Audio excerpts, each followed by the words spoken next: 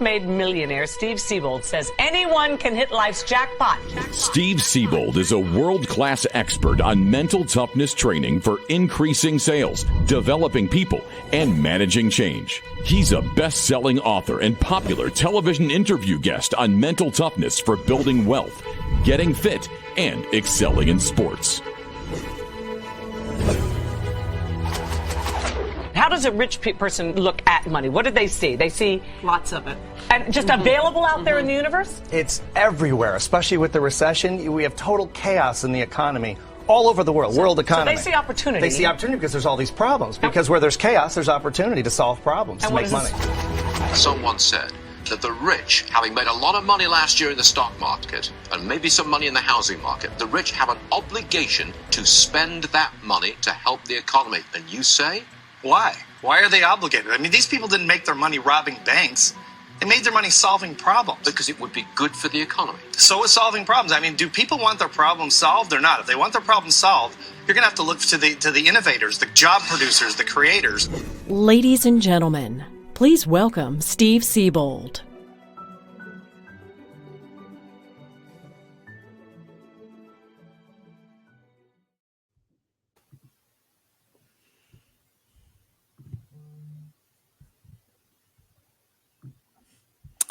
Hey everyone, welcome to the Personal Development Podcast. I'm Steve Siebold, your host, and I'm really excited today to tell you about our guest and so you can learn from this gentleman, because everything you just saw in terms of my television shows and all the other media I've gotten over the last 15 years, he's actually gotten me on all these shows and got me, millions and millions of dollars in press over the years. And he's the best publicist in the business. So I don't need to read an intro on Bruce Serban. I'm just going to tell you about him. Bottom line is, if you're an author, speaker, or coach, or anyone in the personal development space, Bruce Serban is the best publicist in the business. He's won every award you can possibly win, I think, for what he does. He's got a system that's just second to none. I'd worked with publicists before. I met Bruce in 2009, I think we met, and I'd heard about him, and I'd worked with publicists in New York, LA, Chicago, and I just didn't really have a great experience. I really didn't get that great of results. And then I'd heard about Bruce out of Florida, and I was connected to him by a friend, and we just have had an unbelievable run since 2009, getting millions of dollars in publicity and amplifying the message, which is so important. And as a speaker and author and as a coach, you want to get the message out there. That's the thing. And social media is a wonderful venue, and podcasts like this are great, but there's just nothing like traditional media for credibility as well as amplification. So if you're an author, speaker, or coach, this could be a total life changer and a game changer for you in your business. It was for me. And so I'm really excited to introduce Bruce Serban. Bruce, welcome to the show. Hey, Steve. Great to be here. Thanks for having me. Yeah. I'm glad you could take time. I know you're busy. So just for people that don't know you, I mean, anyone who knows me in the business knows probably your name, because I talk about you all the time. But for people that don't know you who are watching this, can you tell us a little bit about your background and how you got started in this whole publicity game? Yeah, it's kind of interesting. I didn't grow up thinking, hey, I want to be a publicist when I grow up. It wasn't like a lifelong dream or anything. Similarly, though, I did start wanting to be a journalist. I wanted to work in TV news. That was sort of the dream, when I was a child going into school and into adulthood. I wanted to work in TV news, wanted to be a reporter, and got to live that dream. Did about 5 years working in TV news. And after a while, I think what happened was I just kind of got burnt out on covering car accidents and murders and all the, positive, upbeat stuff that you see on local TV news. And, like some other journalists, just kind of crossed over into the PR world. It was just a logical progression. Did a lot of different types of PR, worked for a number of agencies around the country. And then in about 2009, 2010, right around the time I met you, I went out on my own, and here I am. Been doing that for the last 13, 14 years. But really, it all started with that career in TV news, and then coming over into the public relations world. It must have been a pretty big leap for you to leave TV news to going off on your own in publicity, huh? It was, but you know what? It was related. Like I kind of almost credit that background with making me as successful as I am today as a publicist, because I got to see the inner workings of a newsroom. I got to see and learn how journalists think. And I really got to get a good understanding of the operation, because essentially I was the person that all these PR people were pitching, right? I was that newsroom gatekeeper, and I was deciding what stories made it to air, which ones got cut. So, I mean, that experience was extremely invaluable, because it's made me such a better publicist, just knowing how the business works.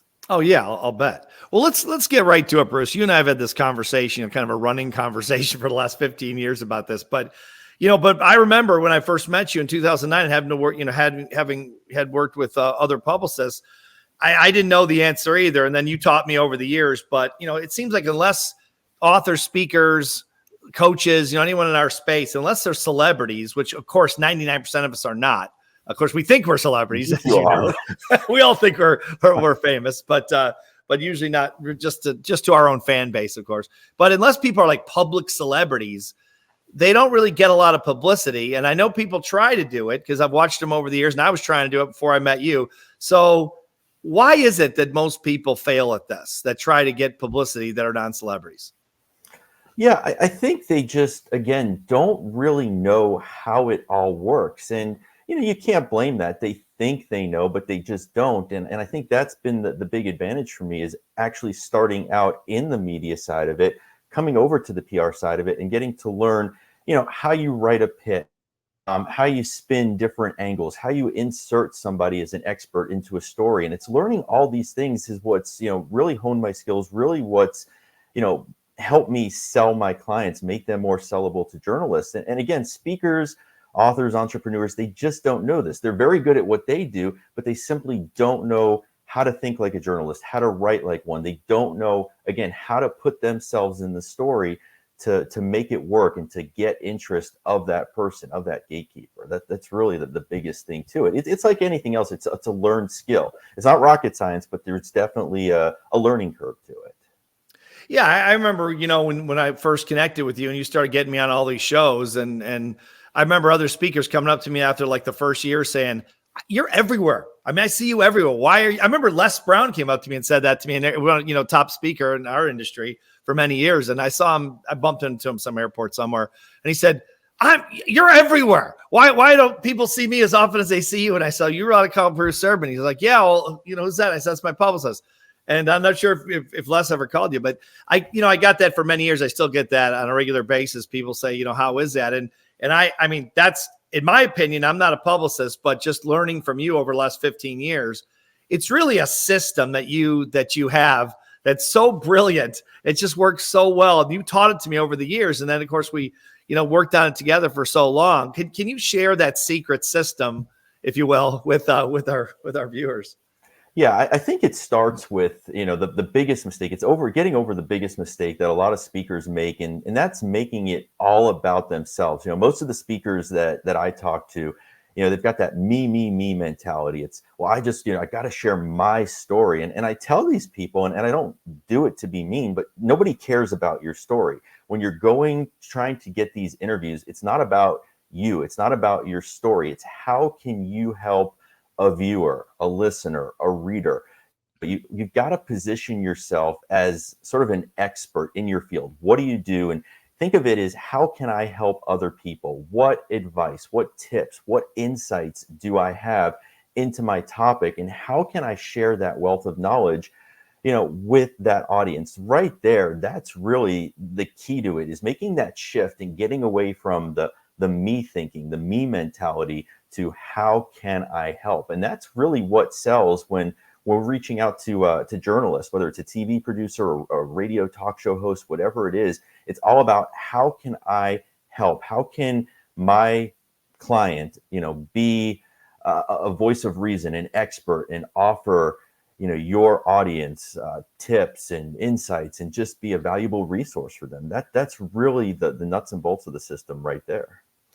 Can you talk a little bit about the well, let me say one thing before I ask that question, because as you know, with speakers, we're a big deal, kind of a big deal. or we think we are. I heard one time. You're a I heard big deal. I heard a speaker say at national speakers one time. This was another speaker, a fellow speaker, a pretty successful woman. She stood up. She said, "Speakers are egomaniacs with inferiority complexes." I thought that was one of the greatest things I ever heard in the entirety of my speaking career. It's probably true. But, but on a serious note, I think sometimes we take that ego, me thing that speakers kind of get into or fall into or whatever happens. And then we think that, the world cares about our message and they may not even know who we are. Most of them don't probably. And talk to us about how you insert the thought leader, speaker, coach, author, whoever the person is, whatever they do, how you insert them into newsworthy stories. Yeah, so I think, number one, I think what people have to realize is it's a team effort, right? And I think you and I have been the best example of that. I think the biggest mistake that a lot of speakers and authors make is they just kind of hand it off to the publicist and here you go, you're on your own, go get me on TV. And that's not really how it works, or at least you're not going to be successful in doing it that way. It's that team effort where, you and I sit down and, we identify a number of angles, a number of ways that we can insert you into a story, whether it's something that we're just, thinking up on our own, or one way to do it is, and I think we were a great example of this, is where we're constantly keeping our eyes on the news, what's going on in the world and how can I speak to this? As speakers tend to have a lot of opinions, and it's taking those opinions and assuming that you are, reasonably have some reasonable advice, or you can at least be somewhat, speak to that story somewhat as an expert and offer some advice. It's taking you and then putting you in that story. But it's really all about sitting down, identifying the different angles, the different things that you can speak about, and then just having a good client publicist relationship where you're both keeping your eyes on the news, what's going on. And when something pops up, it's acting quick. This is a business that's all about speed because, as the life cycle of a news story, it's rather quick. It comes and goes, and then they're on to the next big thing that's making headlines. So it's really all about, just keeping your attention on what they're covering and then putting yourself into it. Yeah, it's such a great system. I mean, between you and I working as a team, and maybe talk about that for a second, Bruce, in terms of when you take on a client, because there's probably a lot of people watching this or going to watch it that will be considering, hiring a publicist as opposed to doing their own publicity. Talk about the team effort thing a little bit more, if you would, because I know that's what you taught me over the years. And that's where we seemed like when you and I were just cranking out so many interviews every single week, it was just incredible. It was like a machine because you were guiding me along the way. Can you talk about the importance of teamwork and between the publicist and the client and then the roles of each? Yeah, I think my wife would always say, "Oh, you're talking to Steve again. You talk to him more than you talk to me," because we were always on the phone. Hey, did you see this story? Hey, did you see this story? What do you think about this? And really, that's what it takes to be successful. Like I said before, I have people and they're extremely great at what they do, but they just hand it off to me. It's like, here you go, Bruce. And it's like, well, wait a minute. I'm not a psychologist. I'm not a financial advisor. I'm a publicist.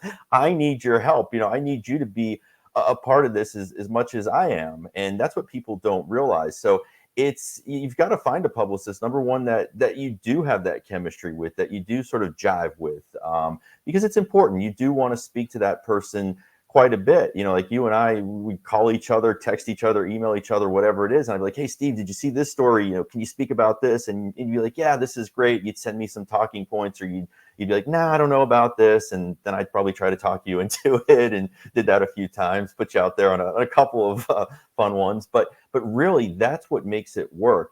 I can spin the story. I can position you as the expert, but I need your input. If you just send me off to play the role of, financial expert, psychologist, doctor, whatever it is, my knowledge is fairly limited to Google or, whatever it is. So it's huge. It's really important that we work together to achieve the publicity goals. Yeah, I remember years ago I was speaking in downtown Boston, and after the speech, you called me, and you had called me a couple of times during the speech, And so I knew it was important. So I called you. You probably remember this. You said, you got to get down to the Fox affiliate in downtown Boston. You got to get down there. Fox Business, the Stuart Varney wants you on Fox Business Network. And I ran down there. I took a cab, whatever. I got down there fast. And then I remember calling you, and I was literally going on in like a minute or two because it was a rush thing, if you remember that. Yep. And I said, what am I talking about? You said confiscatory taxation. I'm like, what the hell is confiscatory taxation? I mean, the whole place went up for grabs. That was so funny because they heard our conversation. He said, wait a second, let's figure this out. It was like 30 seconds later, I'm on, Yeah, I mean, it's a great example, though, of how we work together. You didn't know what it was. I didn't know what it was, certainly. But we found out what it was, right? And we made it look like that, we gave you enough information to go on there for 2-3 minutes, whatever it was with Stuart, and talk about it. And, we pulled it off. But that's a perfect example of how the relationship has to go, because, there are many times where you're going to be going on there, you're going to be coming from someplace, and you're going to be, in this rush mode. And, that publicist has got to know you well enough to be able to, help develop those talking points and help prepare you and tell you what's going to work and what's not going to work. So, yeah, the relationship is key, because I don't think either one of us could have pulled it off that day. Both of us trying to figure it out, and we did, and you did a great job. But again, it's that relationship is everything. Yeah, I know so many times over the years, I've sent you people because they've come to me and said, hey, how are you getting all this publicity and, all these things? And then I send them to you, and then I'll talk to them, a month later, or I'll talk to you and they'll say, well, yeah, no, I've gotten a little bit, but not that much. And I call you and you're like, I can't get a hold of these people. They won't call me back. It's a team effort. They don't get it. You can't just push it off to the publicist. And then I would call them back and say, look, you got to work with them. It's like I used to tell people all the time with you and I said, it's like a marriage. I mean, you got to work together. You got to think together. You're on the same team, but it's kind of a team effort. And a lot of times people just didn't get that, or maybe they didn't want to put the time into it. What would you say to someone who says, look, I don't have a lot of time, so I'm just kind of handing it off to you as the publicist? What do you say to them? Well, look, I just tell them the truth, and that is I'll happy to take it on. I'll do the best I can, but obviously it's going to be a lot more successful if you're involved. And look, this isn't the kind of thing where you need to be glued to it 24/7, 365. We're not talking anything like that. It's just a matter of keeping, a sense of what's going on in the world, what's going on in your topic. And when you see something, it's just getting with the publicist. And when the publicist sees something, it's getting with the client and discussing these opportunities and talking about the, just a little help in creating the talking points. And I would almost say, and I think you'd probably agree with this, that over time, it doesn't even have to be that close, because what happens is, I get to know your voice. I get to know how you think. Well, most of the time I get to know how you think anyway. I'm still trying to figure out some things, but in seriousness, I mean, after all the years that we've been doing this, most topics, I know what you're going to say. I know your point of view. So it's not like I have to call you every single day. Hey, Steve, what do you think about this? Or do you think this is a good idea? Because I know at a certain point, yeah, he's going to be able to speak to this, or no, this really isn't a good fit. So it's something that definitely gets a little bit less as the years go on, I think. But somebody who says that initially, it's just you're not setting yourself up for success. And I would tell them, well, if you can't make yourself available to the publicist, hopefully you have a book. That's when it would be really helpful to have written a book, because then at least your publicist has some knowledge, or has your thoughts on the topic to some degree, based on your writings, things that you've written about in the book. And, we've done that a number of times where I've gone to your books, and, I love your books because they're just great and I can pull right from the books. But yeah, in the beginning, you definitely got to try to make yourself available and at least just have some kind of regular communication with that person, with each other. Yeah, no, that makes total sense. And, while we're on books, before I forget, I want to recommend Bruce's book. This is, if you're going to start anywhere, this is where I would start. Hopefully you can see that pretty good. 30 Reasons the Media is Ignoring You. And so pick this book. You can get this book on Amazon, Bruce? Yeah, absolutely. Yeah, it's an excellent book. Cuts right to the chase. Definitely pick that one up, guys, on Amazon. So, Bruce, do you think everyone should hire a let's say in the context of our business, the personal development space, authors, speakers, coaches, should they all be hiring a publicist, or what's your take on that? Well, I do, because obviously, well, one, it's what I believe works, but I'll tell you why I do believe that. These days there's a lot of ways that speakers, authors, entrepreneurs can get themselves out there, that they can be seen, that they can be heard, and all of that. But to this day, I still have not come across a platform as good as traditional media because of that credibility factor. I mean, you look at things like, let's take traditional advertising, right? I can go to a newspaper, a TV station, whatever it is. I can give them my money. They will gladly run my ad all day long. Social media, right? Not going to sit here and bash social media. It's a great platform. I use it. I know you use it, Steve.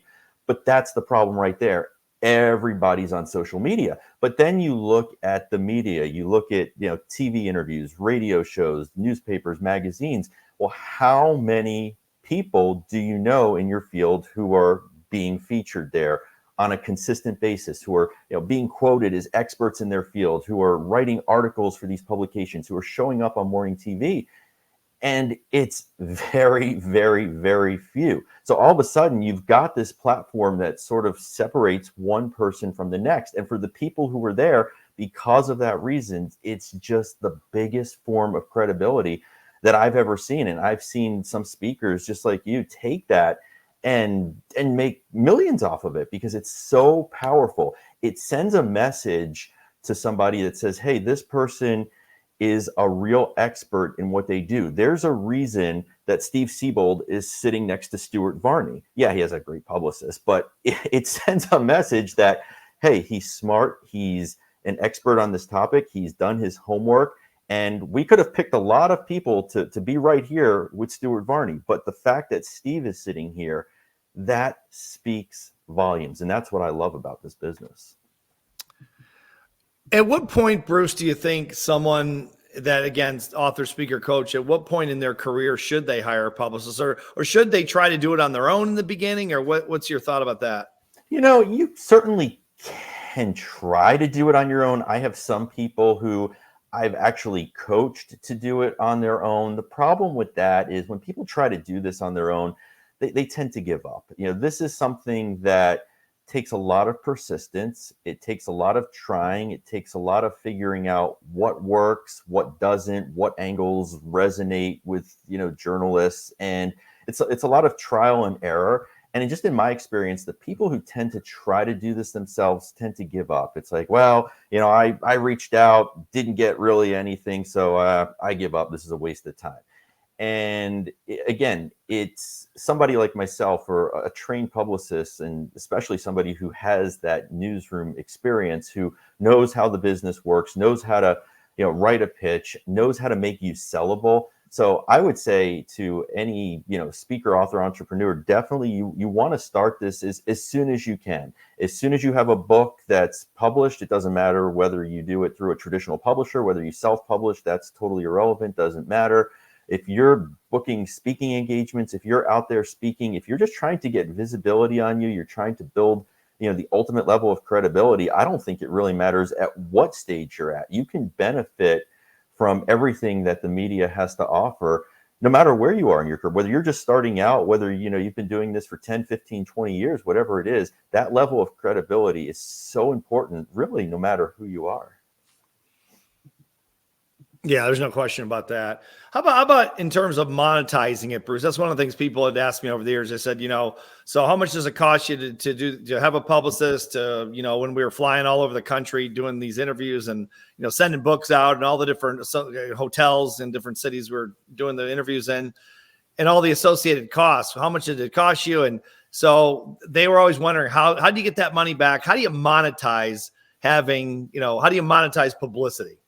Yeah, I think the biggest mistake people make is they do nothing with it. And I see this every single day, and it's so frustrating to me. And it's like, no matter how many times I tell them, they don't listen. But what I mean is by they don't do anything.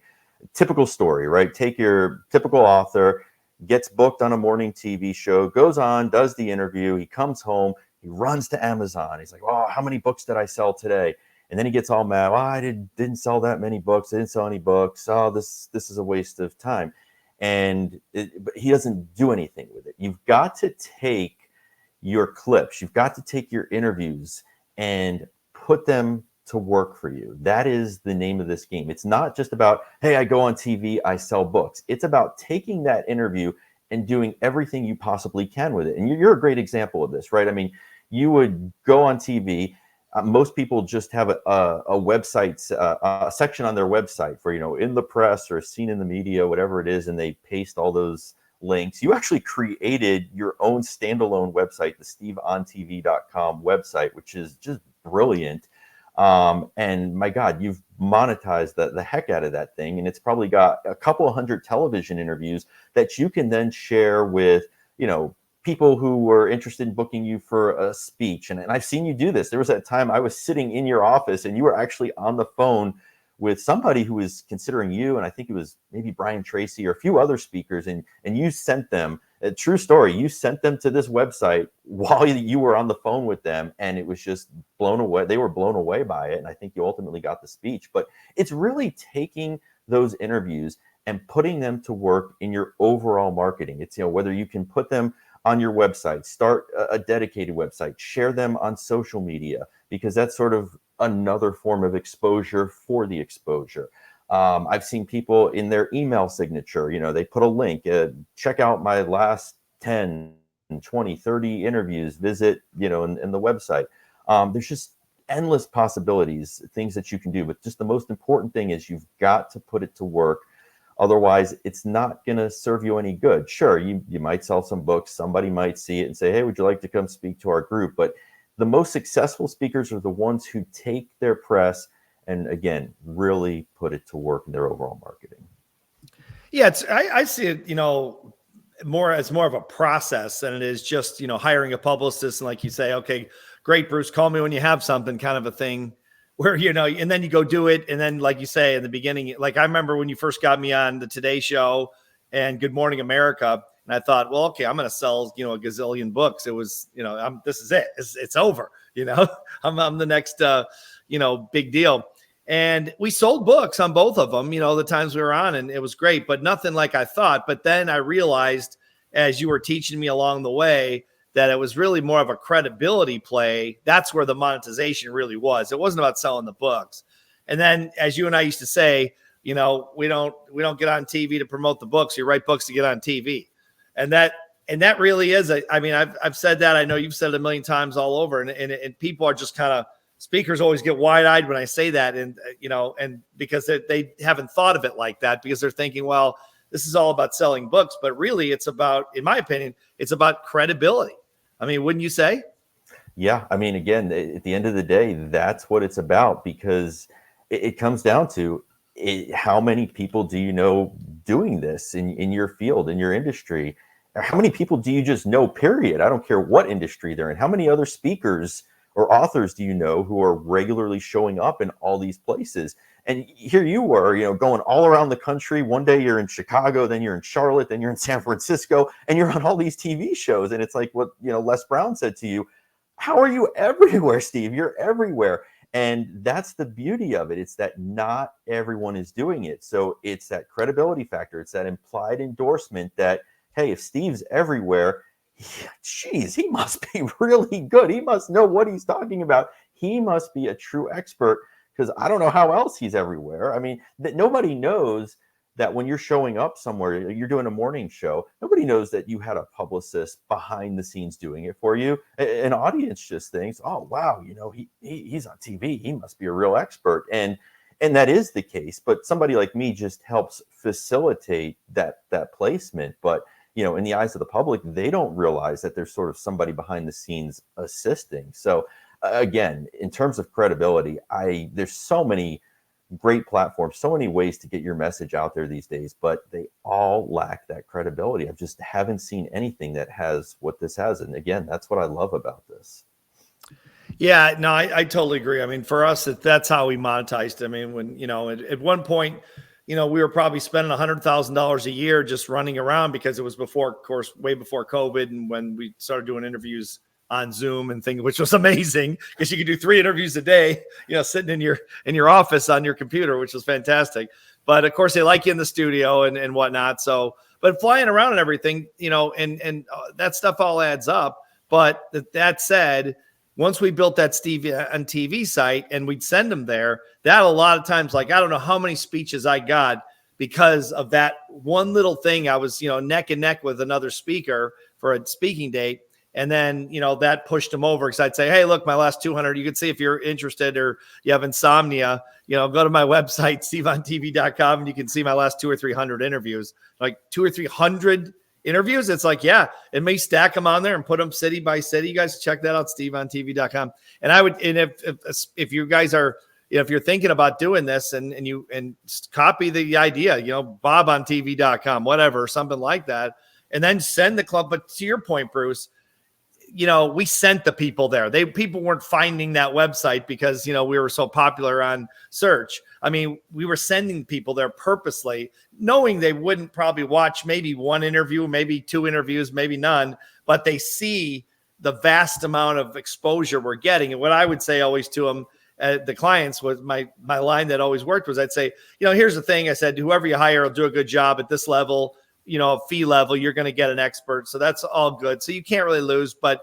here's the thing. When something happens around the performance psychology space in the media, whether it's politics or social issues or whatever, we typically get the call from the press. We're the group that gets the call.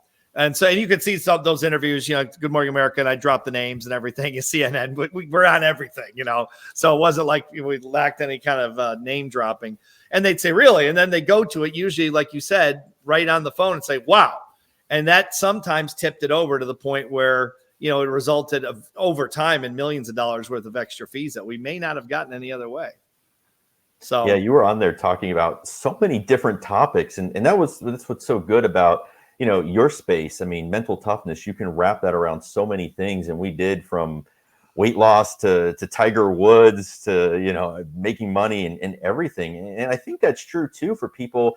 I know you have a lot of people here in the personal development space, and that's certainly true. You can take, personal development and just, there's so many people right now, whether it's, finances, whether it's health, maybe it's a job loss, whatever it is. And that's the beauty of personal development. And I mean, sure, it's great on its own. It's a positive thing. And, we need positivity in this world, that's for sure. But you can take that and you can just sort of mesh that into all these different topics. And so anybody who's in the personal development space, I would almost say, I think you have a leg up because there's just so many ways, you can approach it from. So many ways, we were talking about inserting yourself into the story and speaking to a story.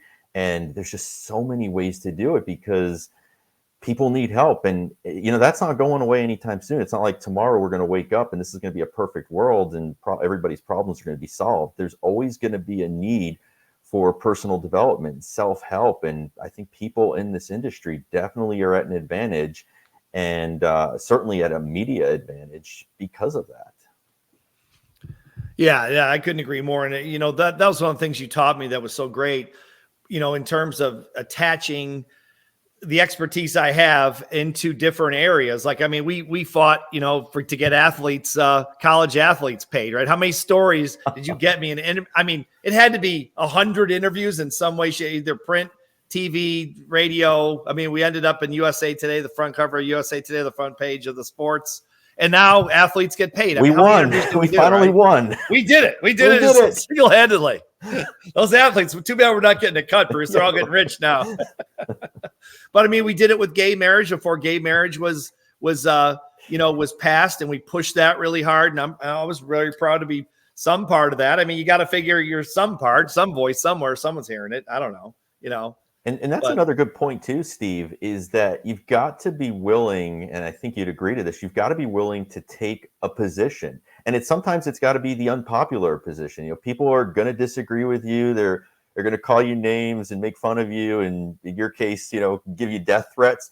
But, that's what's going to make you stand out. Are you saying the same thing as everybody else? Or are you that person who's not afraid to go out there and say something different? Now, obviously, you don't want to lie, make things up. But if you genuinely believe something, stand up for it. And if you believe in it's something different than what everybody else is saying, that's even better, at least from my position. Because if I could put you out there to say the same thing as everybody else, I'm going to have a hard time selling you if they could just turn to anybody who's going to say something. But if you're willing to go out there and say something that goes against the grain that a lot of people don't necessarily see your point of view on, even better, because you're going to stand out and you're going to be the person that they want to speak to. Yeah, I was going to ask you that next. I'm glad you went into that, because I mean, so many times, we got in situations like, I think the most extreme one I can remember, and we've done so many over the years, but the one I remember you calling me, it was right near Christmas after that Newtown shooting. And I remember you said, you probably don't want to do this, and it was that hardball with Chris Matthews on MSNBC, I guess it is, or CNBC, whatever it was. Yeah. And I remember you said the producer is going to call you, and the producers don't ever call the client.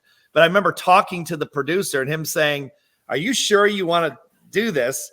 And I remember talking to Brian Tracy after Brian Tracy, one of speakers in our industry, big speakers. He said afterwards, he said, "You're out of your mind. I mean, it's crazy." But we got a lot of publicity on that one. And what I said was arm the teachers, and they're arming the teachers now. See, Bruce, I'm ahead of my time. I think we solved the problems of the world. I thought it was a terrible idea, but I didn't know what else to come up with. I mean, it's just horrible. Yeah, but had you said, "Oh, teachers shouldn't be armed," well, great. We can get a million people who can say that, so. Yeah, exactly. Yeah. Well, we'll talk. Okay, so let me ask you this: is all the old saying is all publicity is good publicity. With authors, speakers, and coaches, do you find that to be true, or what's your take on that?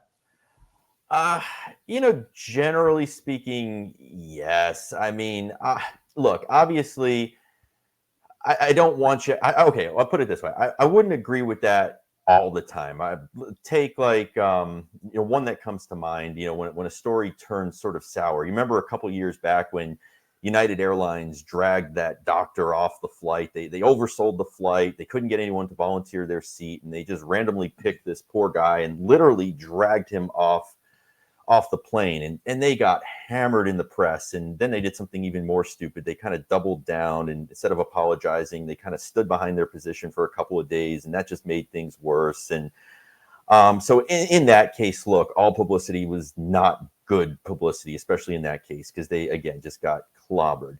But in terms of your point of view, going on and making a statement like, well, we should arm teachers or whatever it is, fine. You might disagree with you, but again, that's just getting attention for you. You're being seen as a thought leader, I think, because think about all of today's, modern thought leaders, whoever it is that comes to mind when you say the term thought leader, and they've all had different points of view that stand out, differently from the crowd, from what everybody else says. So in terms of something like that going on there, like arming the teachers or whatever it is, I think that kind of publicity is fine. Just don't drag anyone off an airplane and you're good.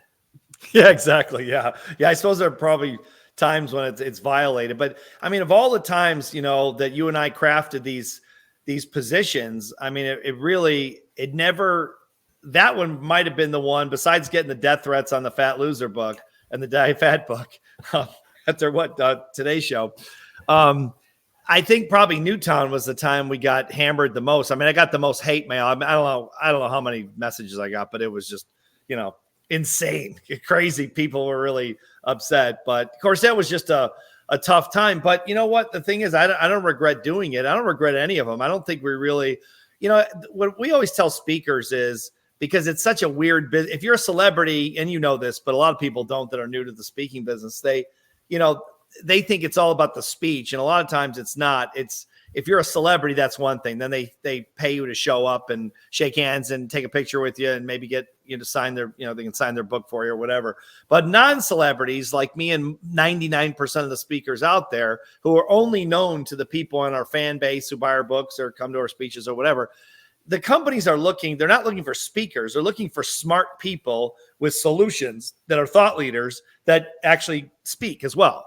And so it's really more about being a thought leader. So if you can direct your solutions or partial solutions or what have you toward social problems, business problems, could be almost anything, then they start to see you as someone who's able to take information and research and craft those things into solutions to problems that they may have in their organization, and they're willing to pay to speak about it. So it fits right into what you're saying, because you show yourself. If you're a one-trick pony, it's one thing, but when you're commenting and offering your point of view on all these different things across the media on all these different topics, then they start to see a smart person with if they agree with some of your positions, that actually give speeches as well. And that's where they hire more people than any other subcategory in our industry. But most speakers don't really hear that or know that, because there's not that many people out there doing it, frankly. The thing is too, like, you take the Newtown shooting, you didn't go on there as some insensitive jerk, like, oh,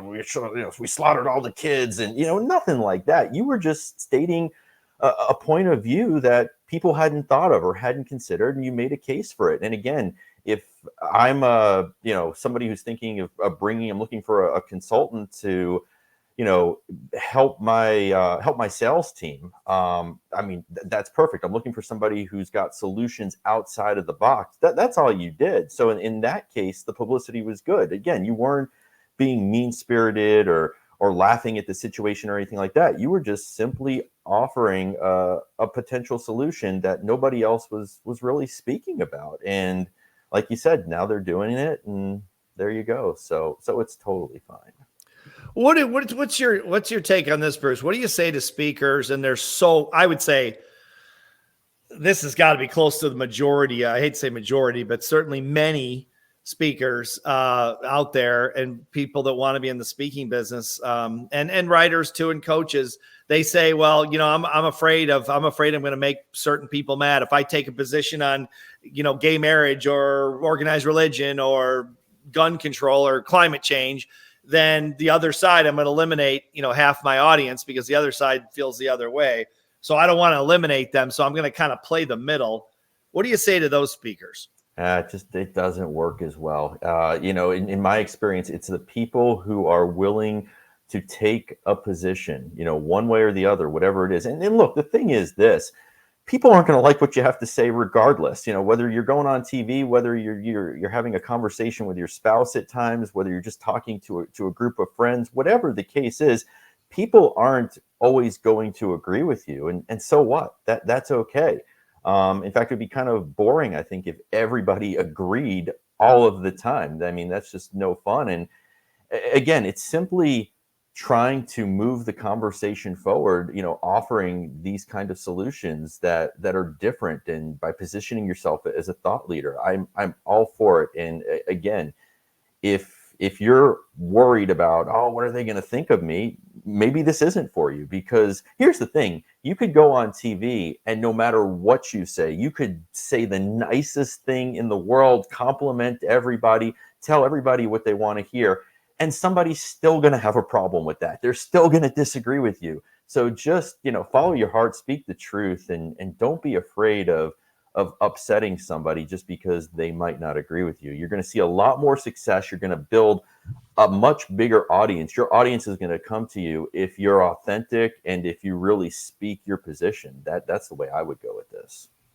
Oh, I couldn't agree more with that. Yeah, because you think about it. If you're an author, speaker, or coach, if you're going to have any measure of success, you're going to have to be a thought leader. And if you're a thought leader, then you've got a position. Otherwise, you're a thought follower by definition. But so many people, as you know, and I agree with 100%. You could say the nicest thing in the world, and someone come and say, he's lying or she's lying. It's, you can't win for losing sometimes. You're hitting a lot of people, obviously, and there's different varying degrees of intelligence and education out there, in the audience. So you don't know what you're going to get back.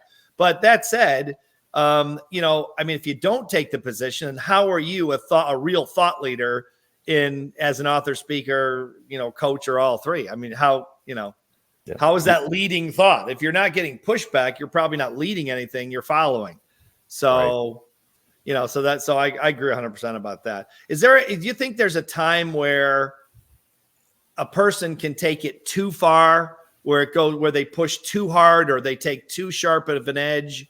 What's your feeling about that?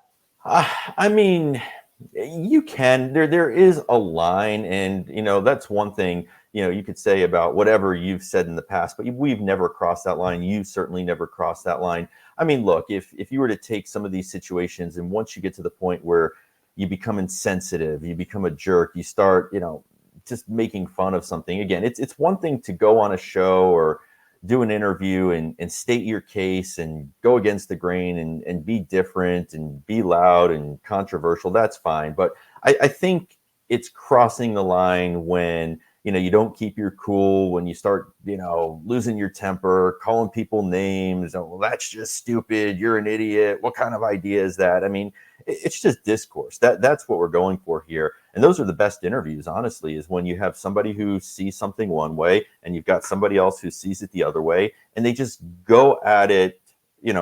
I get to say my piece, you get to say your piece, but it's really crossing the line when, wow, what are you thinking? You're a moron. And, what kind of upbringing? Your parents would be so discreet. You just don't want to cross that kind of a line. But other than that, I think it's fine. Yeah, I remember when we did those interviews, some of those debates with Christianity Today magazine, the radio show, and it was so funny. But you remember those because we debate on the radio. We'd be going at it back and forth in a very polite way. No one was being impolite or anything, but we were pretty spirited. And then they'd say, "Okay, well, we'll be back. We got to take a break. We'll be back with Steve Siebel." Okay, we're clear. Steve, this is great stuff. Thanks for coming on. This is great to have you again. That was so funny.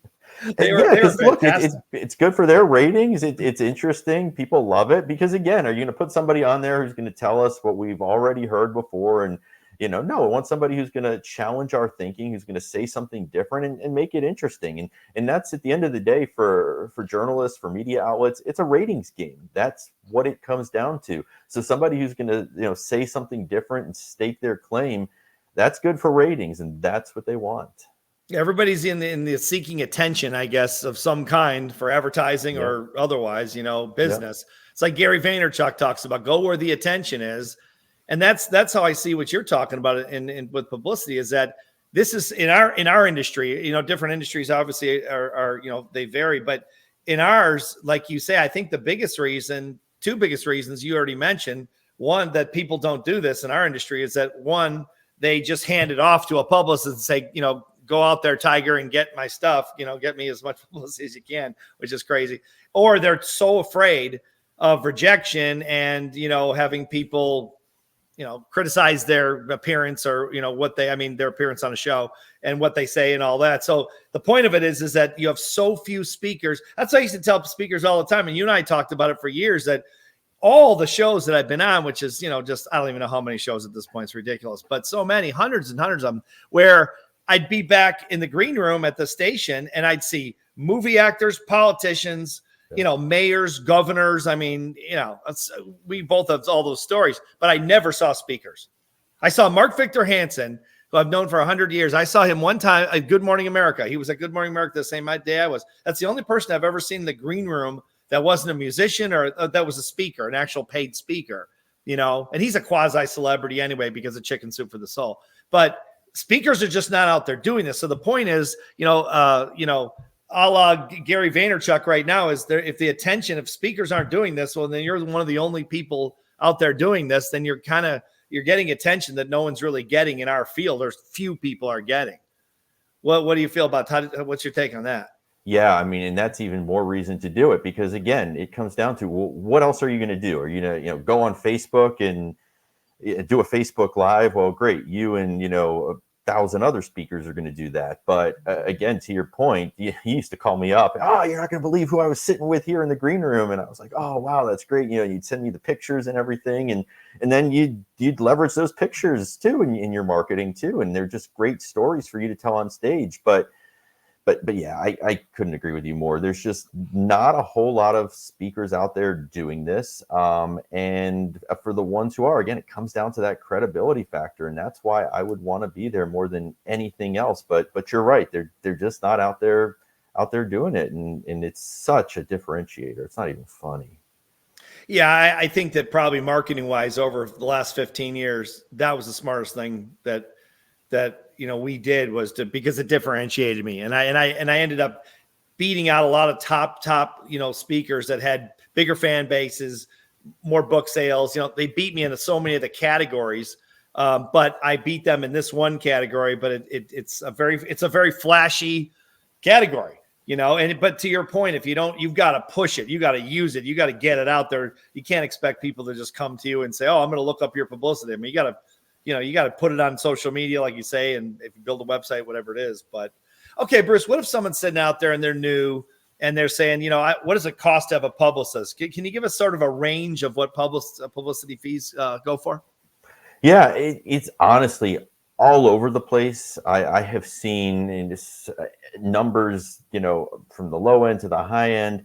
I mean, generally speaking, I think you said earlier where you dropped about 100,000 1 year. It could be anywhere. You got to keep in mind too, it depends on the scope of the project, the scope of the work, what we're working with, how much media training is involved. There's just a lot that goes into it, and a lot of these different factors, but it could be anywhere from 2 to 5 or 6,000 a month.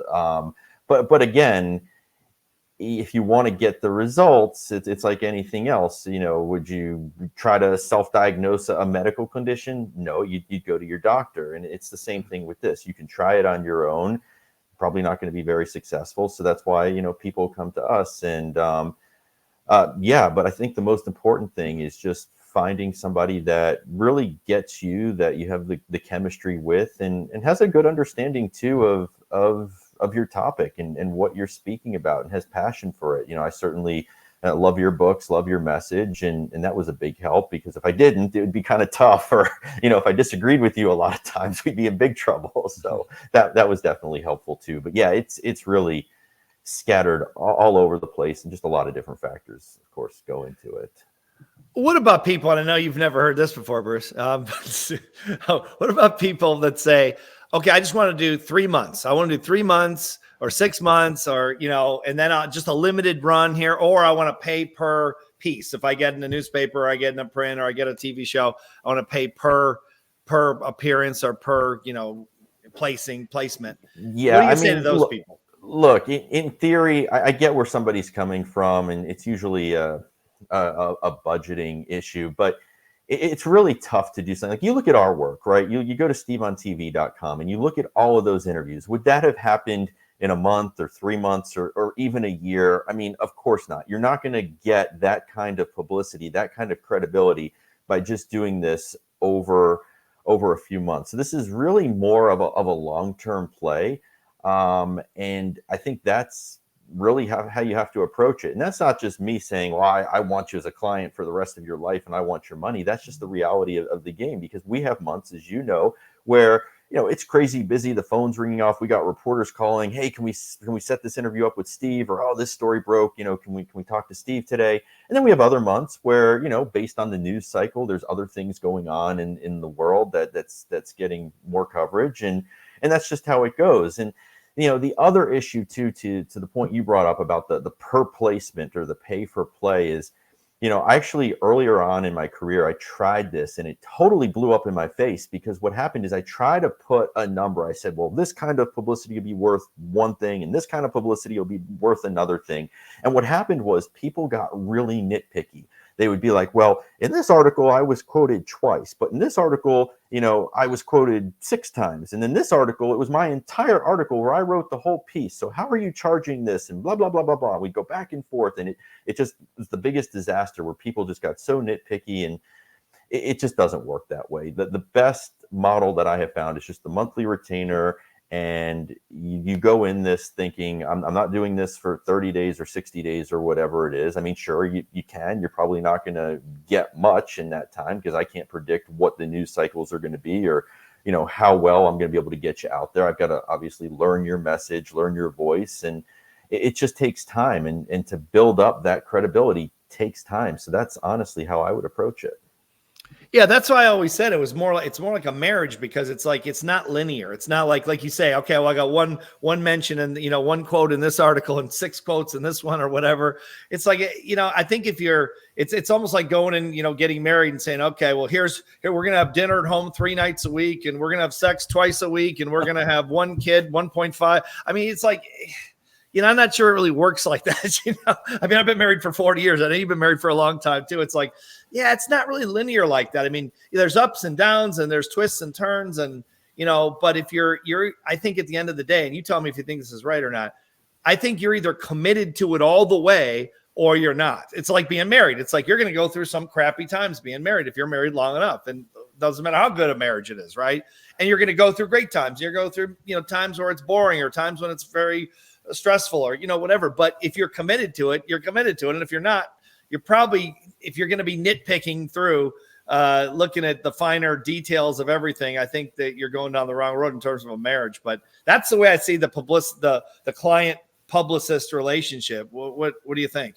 Yeah, I think you had a line. I remember you told me a couple years ago, like, well, I'm only going to be, 70% committed to my marriage this month, but next month I'll give it a little bit more effort. It's like, it just doesn't work that way. It's the same thing. I mean, this is something I think you either do it or you don't. If you want to do it right, if you want to have the kind of success that you and I have had, if you want that level of credibility and all those links and all those story placements that you can just monetize the heck out of, you either do this or you don't. You make that decision and you stick with it, and you go in there understanding, again, like you said, this month I'm going to be absolutely slammed because there's 10 different things that I can sort of wrap my message around. And then I've got this month over here where there's not too much going on. It's going to be a little bit slower. We'll still do things, of course, but it's just the long overall picture. And somebody said this, I don't know if it was you or somebody else I was talking to, they said, well, how long do you do publicity for? And the answer was, as long as I'm in business, I'll be doing publicity. Oh yeah, there's no question about it. Never. That's what they said. When does it end? It's like it never ends. It's an ongoing. I mean, as long as you want to be out there in business. I mean, but what about someone, Bruce? Just as we wrap up here, that says, okay, well, I can't afford publicity fees. Because I'm just getting started. So what would you recommend to them? Should they try to do it on their own in the beginning if they don't have a budget for publicity, or what do you think? Yeah, I mean, look, again, it's certainly something you can try to do on your own. You might not probably be as successful as, if you were working with a professional publicist, but in fact, a lot of publicists, myself included, will coach people. If somebody says, well, I don't have the time or the means right now to commit to this full time, but it's something really important to me that I want to do, should you coach me at a lower price point where I'll do all the work and, you just kind of help me, guide me along, and we speak from time to time, or you review some of my stuff. And absolutely, that's something that I would do. A lot of other people do. But yeah, other than that, you can, read some books, whether it's my book or somebody else's book. There's a lot of good online resources, a lot of courses you can take. But yeah, you can certainly try to do it on your own. I think the biggest thing is just try to get in front of journalists. Just try to, do some outreach, try to knock on doors, tell them who you are, what you speak about, ask them to maybe consider you for an upcoming interview when they're covering your topic, that you speak about. Hey, would you mind having me on, or could we do an interview? Just throw a couple of topics at a TV producer and ask them to keep you in mind. So yeah, any kind of outreach you can do on your own, certainly it can't hurt, put it that way. Yeah, sure. Just to get started, at least when people don't have the budget to move forward, maybe with the publicist right away. Yeah, absolutely. Okay. Well, if someone wants to reach out to you, Bruce, I know we got your web, we got the Serban Media website going across the scroll there, but what are other ways they can get in touch with you and find out more about your work? Yeah, best would be just through email, bruce@serbanmedia.com. That's the best way. And of course, I'll get right back to you. Okay, fantastic. Bruce, I really appreciate you doing this. I know you're busy, and I just want to ask you one last question before we break. What overall advice would you give someone that really wants to do this? That maybe they're just getting started, but they really want to delve into this world and they get what we're talking about. What's your best advice to them? I would say, number one, just keep an eye on your topic. When your topic, shows up in the press, when there's a story, when there's a celebrity who does something, let's say, for instance, you're a relationship expert. I'm just throwing that out, right? And say there's something in the news about a celebrity couple that breaks up, or a celebrity couple that says, hey, we're engaged, we're getting married. They're going to be covering that. Put yourself out there to speak about it. Find ways that you can insert yourself into the news of the day, into the news cycle. And beyond that, I would say, just do the positioning as you're the expert voice. It's not about you. It's about helping that audience. It's about providing perspective and tips to help that viewer better understand the topic. It's like you're a school teacher almost, and you're just trying to help that viewer, understand the topic. And beyond that, I would say, don't give up. You're going to get a lot of no's. You're going to get a lot of people who don't agree with your point of view, but just keep going. Just be persistent, and you will get your yeses. Yeah, that's great advice. Bruce, again, I appreciate you taking time. Great stuff as always. Continued success, and appreciate you being on the show. Oh, thanks for having me. All right, we'll see you. Take care. All right, guys, thanks for watching. We'll see you next time.